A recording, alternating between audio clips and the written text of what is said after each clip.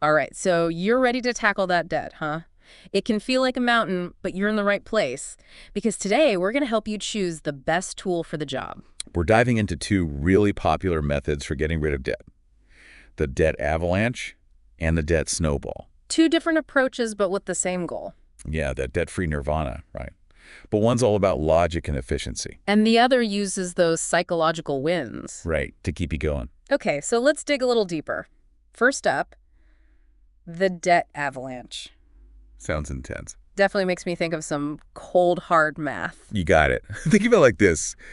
You're at the Right. bottom of an avalanche. You want to tackle that biggest, most dangerous part first. Now I want to get out of there as quickly as possible. Exactly. It's the same idea here.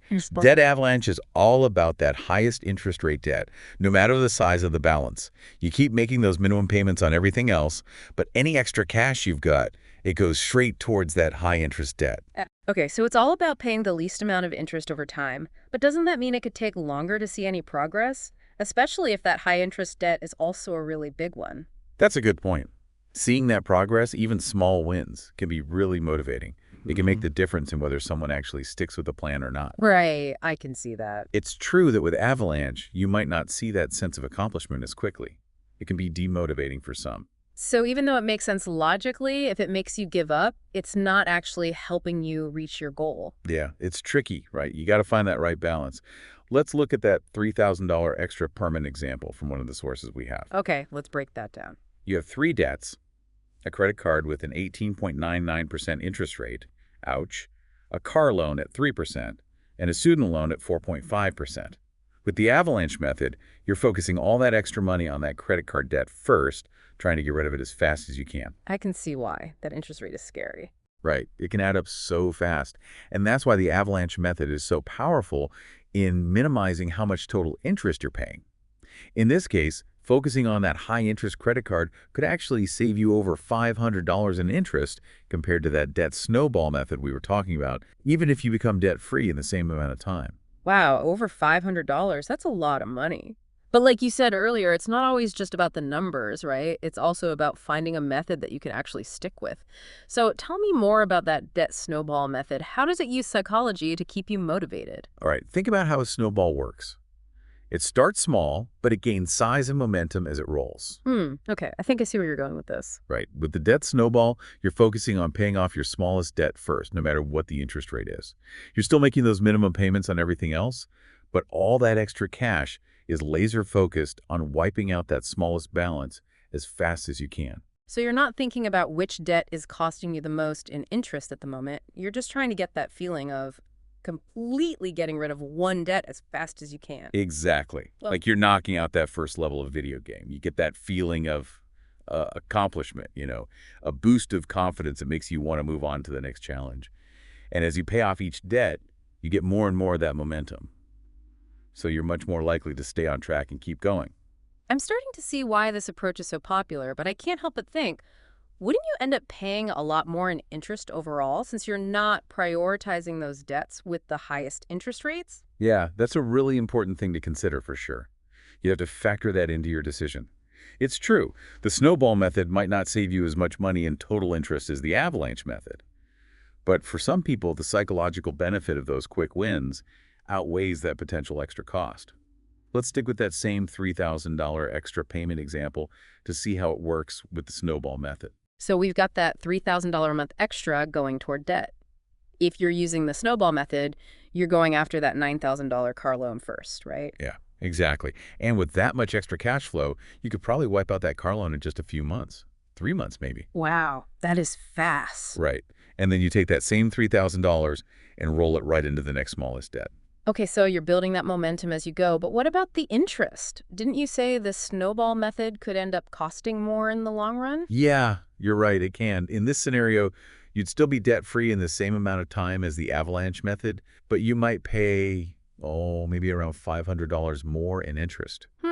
So there really is a trade-off there. Yeah. You're choosing between those quick wins, that psychological boost, versus potentially paying a bit more in interest. Exactly. And that's why there's no right or wrong answer here. The best way to do it depends on your personality and your finances. So knowing yourself is really important here. Oh, absolutely. Knowing how you react to challenges, to setbacks, that can really help you pick the right strategy. I couldn't agree more. I mean, for some people, that extra $500 in interest, that's nothing compared to the feeling of making progress. You Yeah. know, it's worth it for that motivation, for that sense of accomplishment.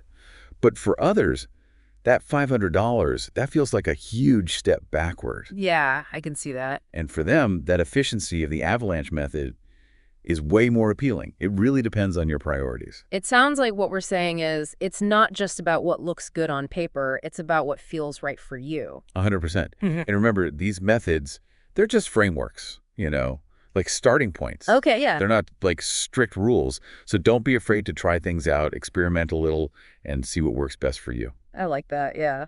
So, what are some good questions to ask yourself when you're trying to figure out which method is the best fit? Well, first things first, look at your budget.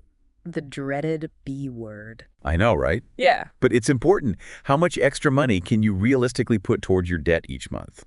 That's key. Right. Consistency is super important, especially with the avalanche method. You need that steady cash flow to make a dent in that high interest debt. Exactly. You need that money coming in regularly to really make an impact. But it's not just about the numbers, though, right? Right. How do you feel about your debt? Honestly, does it make you feel overwhelmed, stressed? Does it keep you up at night? Yeah. Those emotions, they can really hold you back. Oh, absolutely. I think we've all been there. So if you're someone who gets discouraged easily, if you need to see those results fast to stay motivated, then that snowball method, that might be a better fit for you. Those early wins, they can be a game changer. Like a little reward to keep you going. Exactly.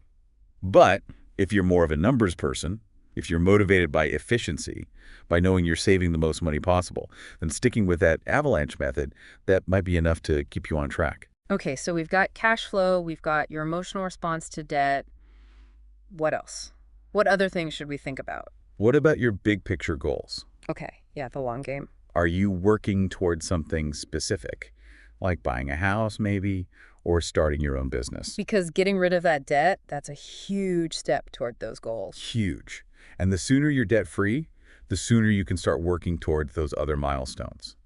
So if saving the most money is the most important thing to you, then the avalanche method might be the way to go. Okay, that makes sense. But what if the difference in the total interest paid between the two methods, what if it isn't that big of a difference? Oh, that's a really good point. Yeah. Sometimes that difference is pretty small, especially if you're dealing with smaller debts. In those cases, you might as well go for that motivation boost from the snowball method, right? Yeah, why not?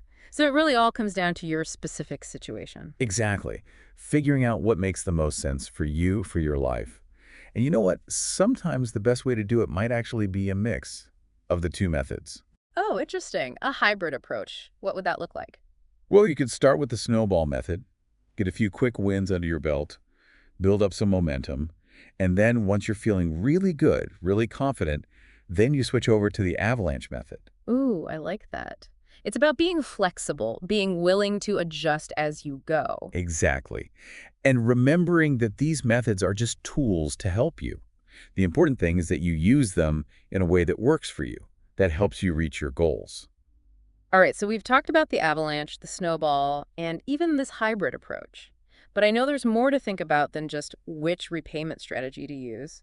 Our sources mention some other important things when it comes to tackling debt. Can we get into those? Of course. Uh-huh. We've got to remember that paying off debt is just one part of the bigger picture, right? Right. There are other strategies, other resources that can help you through this whole process. Okay, let's talk about those then. What else should we be thinking about? Well, one thing that a lot of people don't realize is how much high-interest debt can really impact your overall financial health. We touched on that earlier, but it's worth repeating for sure. Those high interest rates, they can really make it feel impossible to get ahead. Yeah, it's like they're working against you at every step. Hmm. And that's why our sources emphasized how important it is to focus on paying down debt, especially high-interest debt, even before you start thinking about saving. Wait, hold on. I thought saving was always the most important thing no matter what. Why would you prioritize debt over saving? Yeah, it seems counterintuitive, right? Wait. But think about it this way. That high-interest debt, it's like a leak in a boat. You can keep bailing water out, trying to save, but if you don't plug the leak, you're just going to keep sinking. Oh, okay, that makes sense. You're losing more to interest than you're gaining through savings. Exactly. So, yeah, an emergency fund is super important. But if you've got high interest debt, it might be better to focus on getting rid of that first. Then, once that debt is gone, you can take all that money you were putting towards debt and put it towards your savings and other goals. So it's all about being smart with your money, Yeah, figuring out where it will make the most impact. exactly. And speaking of resources, one thing our sources mentioned that I think is worth digging into a little bit more is debt relief companies.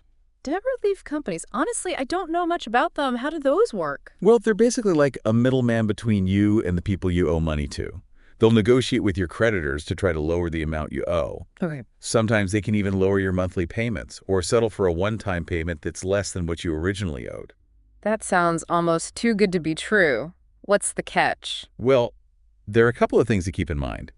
Using a debt relief company can actually hurt your credit score. Oh, And it can also be pretty expensive. They usually charge fees, and there could be tax implications too. so it's not something you just jump into without thinking it through. Definitely not. You've got to weigh the pros and cons. And it's really important to do your research before you go as a company.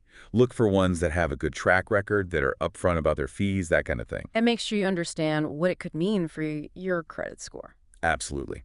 It's all about making smart choices that work for your situation, for what you're trying to achieve. Okay, we've covered a lot today. We've talked about avalanche, snowball, even a hybrid approach. We talked about why paying down debt, especially that high interest debt, might be a better move than putting money into savings at first. And we even touched on those debt relief companies. And most importantly, we talk about knowing yourself, your financial habits, how debt makes you feel, so you can choose the strategy that will actually work for you. Absolutely, because it's not just about crunching the numbers. It's about finding a way that makes you feel empowered and a way that you can actually stick with for the long haul. Wow, it feels like we really dug deep into these debt repayment strategies today. We talked about the math, the psychology, and even some of the resources that are out there. As we're wrapping up, what are some of the main things you hope people listening will take away from this? I think the biggest takeaway is that becoming debt-free, it is possible. It really is. It might seem overwhelming at first, but if you have the right mindset and a plan, you can do it. You can conquer that debt. It's all about taking it one step at a time. Exactly. And remember, it's okay to ask for help.